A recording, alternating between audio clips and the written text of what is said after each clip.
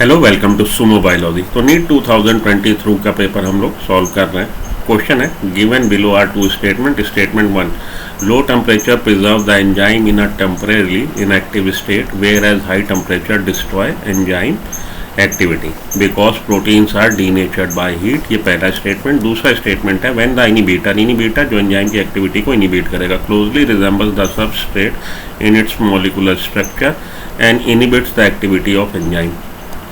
Substrate के structure के साथ रिजेंबल कर रहा और इनिबिट कर रहा activity of enzyme. It is known as competitive inhibitor. तो ये दो स्टेटमेंट है। ये दो स्टेटमेंट हमें बताने हैं ट्रू है कि फॉल्स है। तो देखिए आपकी बुक क्या कह रही है। आपकी बुक क्लियरली बता रही है कि टेम्परेचर का पहले इफेक्ट क्या है।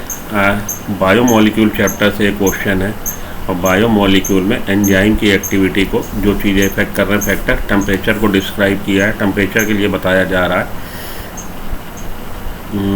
ये टेम्परेचर के लिए बता रहा है। ये देखिए low temperature preserve the enzyme in temporarily inactive state whereas high temperature destroys enzyme activity because proteins are denatured. यही आपका पहला स्टेटमेंट है वहाँ पे, बिल्कुल सेम।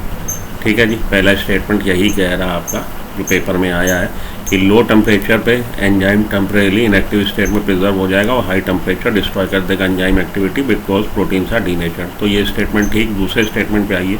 दूसरा स्टेटमेंट भी आपकी बुक से ही लिया गया है और दूसरे स्टेटमेंट इनिबिटर को जहाँ पे उसने डिस्क्राइब किया है, देखिए when the inhibitor closely resembles the substrate in its molecular structure and inhibit the activity of enzyme it is known as competitive inhibitor.